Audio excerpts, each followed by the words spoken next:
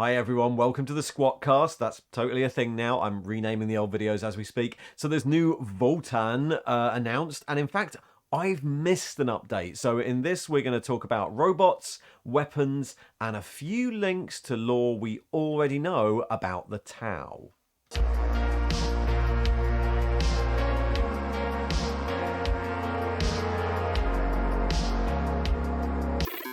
Yep, so in this we're going to go through the latest news about the Votan and their little helpful friends, and then we're going to delve into some existing lore, where that might have come from, and then of course their links to the Tau, which came out a few days ago in a not very interesting update. But let's look at the first update.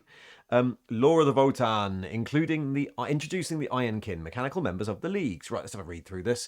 We already know that Kin society is run by the Votan, ancient thinking machines, but that's not something outsiders need to know about. The Leagues might want to be a bit more subtle about the Ironkin, mechanical intellects created by the Votan, and they're computationally advanced enough that they've learned to mimic Kin social behavior, fully integrated into League society as equal partners, whether made from meat or metal. Kin are kin. And here's one of them. Look at his little blobby head. That reminds you of some things. Particularly like how it looks like this guy is about to respray your snazzy trike with some cool flames. Yeah, that's what that looks like. That's a Votan designed to do. That's your mechanical pit servitor. Each Ironkin consists of a cerebral unit woven with microfield generators that make it hard to destroy, and a unique mechanical body. Note that the body is mechanical, so the cerebral thing might be something else. An Ironskin's body isn't some component to be replaced, it's deeply personal, as much of the bodies are their fleshy cousins, and designed to fill a certain niche, like mining support units, cargo luckers, combat pilots, shock troopers, or respraying your snazzy trike. Some Ironkin even serve as wayfinders, whose accelerated logic cores help them cogitate probable paths through the warp. So that solves a problem, doesn't it? Interesting point there. Does that mean we won't be seeing living ancestors, which are the old squat psychers? Who knows? The purpose of Iron King is to support the kin in every aspect of their lives, but it's important to know they're not held in servitude nor treated as lessers. They're simply designed to want to be helpful. However, as artificial beings, they can only imitate the emotions of their biological fellows. It's rare but not unknown for an Iron Kin to possess ambition or seek to become a leader. On the battlefield, they fight alongside kin warriors, and they accompany the Brokir Iron Masters as assistants alongside the less complex cog robots, offering technical support and pitching into combat in a pinch. So, cog robots are more complex than them? What are they? The Ironkin have accompanied the kin since their earliest days, long before recorded history. No one's sure of their origins. So there we go. Interesting things there.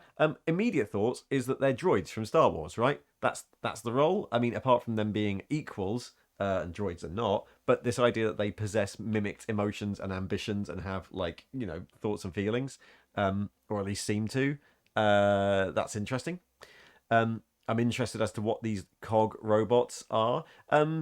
There's a bit of interesting backstory here when we look at the influences on this. So obviously, this looks like a Cataphron, right?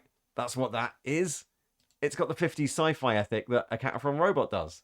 And that makes sense, because a lot of what we've seen of either weird old Mechanicum stuff, like old stuff, or Dark Age of technology stuff, looks a lot more sort of rounded 50s sci-fi, as opposed to the sort of stuff the Mechanicum make for the Imperium, which looks very blocky and mass manufactured. The actual stuff the Mechanicum keep for themselves, which is presumably older knowledge, and the stuff that you see from like Ancient Terror is, which is assumed to be like Dark Age of technology tech, pre-Age of Strife. That stuff is kind of old sci-fi inspired in design. So yeah, I like that these essentially look like they're Cataphron robots, but with much better brain units. Cataphron robots, of course, are just like basic programming on a meat slab. These look like they actually work, so that's interesting. The other thing that brings this stuff to mind is that squats in the old lore were very, I guess, very linked to the Imperial robots. that especially Chaos squats built Chaos androids. Imperial squats had like miners and things. They were linked up to Imperial robots. Old Imperial robots were very different to this guy. Old Imperial robots looked a bit like. This is an illustration of Imperial robot. You can see a bit of similarity there, and of course these are the models, which were crazy, basically. Yeah, that's your official Imperial robots from Rogue Trader. These are actually still used in the naming and design of robots from today, like a Vorax battle automata in Forge World, which is a heresy unit, looks like this. And the designations like Conqueror class and Castellan class are still used as the designations now. So, as always, 40k never throws anything away, so these things are still in use. But you can see how sort of goofy and weird, almost comedy and fun they looked back then, and how that's sort of translated into this stuff, and it's sort of then translated into this stuff. And of course, we know that we now know that there are cog robots, whatever they are. I'm interested in this link. They link to something called the Brockier Iron Masters. I like it when dwarf stuff has the word Brock in it, because it just means badger, doesn't it? Mantic did a great range of badger riding dwarfs. But if we go to this, of course, what this refers to is some previous lore, and of course, one of the places, some previous week's lore, one of the places this starts to tie in is when you see this little guy here. So this little guy, a little floaty helper guy, I like that. Is this his brain, or are those his little eyes? Who knows? Anyway, this little cute guy is a floaty helper droid, and you know who else has floaty helper droids? These guys do. They love their little floaty helper droids. I mean, the squat ones seem a bit more advanced than the Tau ones. The Tau ones are meant to be as intelligent as a puppy with a gun. But the squat ones seem to be rainier. But this is a second mention of a link. And this little link here to the Brockier Iron Masters, of course, refers to the previous article that I haven't talked about, which is this one from the 20th of May, 12 days ago. The lore... hold on, more than that. Jesus, the 20th of May, that's ages ago. The lore of the Votan. And it's the one about weapons. It's a little preview of all the weapons, and basically there's not a lot here. They've got some old STCs. They are based on the same old tech as Imperial stuff. So you can see they've got a las rifle and auto rifle, and Volkite weapon, Vulcanite disintegrator, bolt shotgun that looks a lot like a combat shotgun. Bolt weapons are still things. And graviton blast cannons, conversion beamers. These are all the things that in 40k are considered the really fancy tech, the stuff that it's hard to get hold of. And you'll note that they, as we said in a previous SQUATCAST, they look a lot like the Van Saar weapons. They've got that sort of like collapsed design, that sort of neat, bulky, blocky design that Van Saar weapons have. They're also meant to have access to pre-Age of Strife technology. But the big thing here is, so you've got the Autop pattern bolter, Ectocam plasma gun, and they're items like the Vulcanite disintegrators, which use technology since lost to the Imperium, or ion technology, which is prescribed by the Adeptus Mechanicus. That's their loss. The Tau Empire certainly seem to appreciate being taught how to harness it. So look, there's obviously a link here where the squats, the Votan, are implied to have traded with or had contact with the Tau.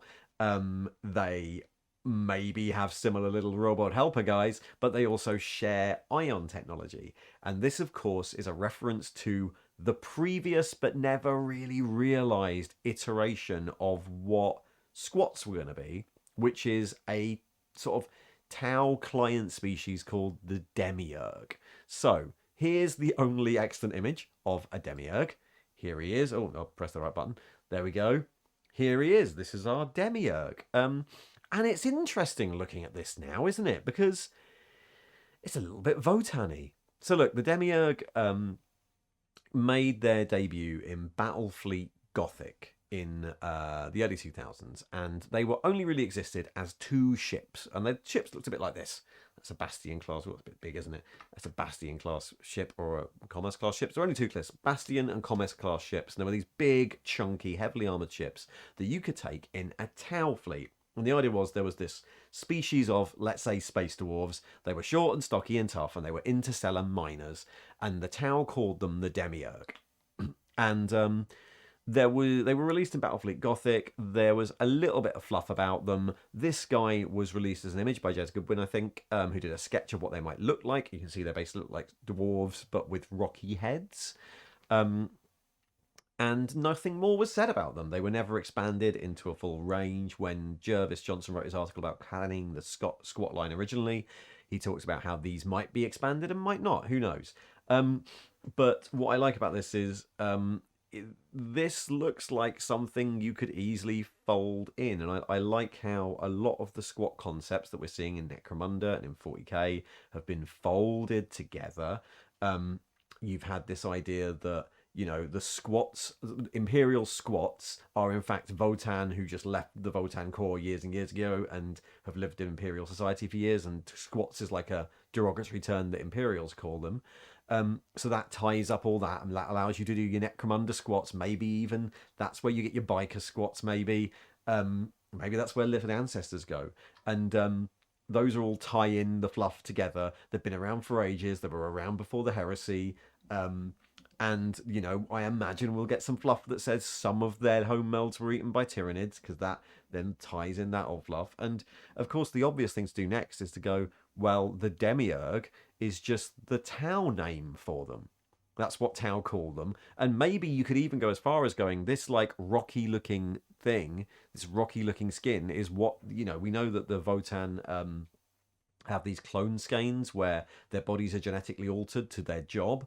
And maybe the rocky skin guys are what the Demiurg, the mining class of Votan look like. So I'm enjoying this. I'm liking the way in which they are all sort of being folded together into, yeah, I mean, look, like that.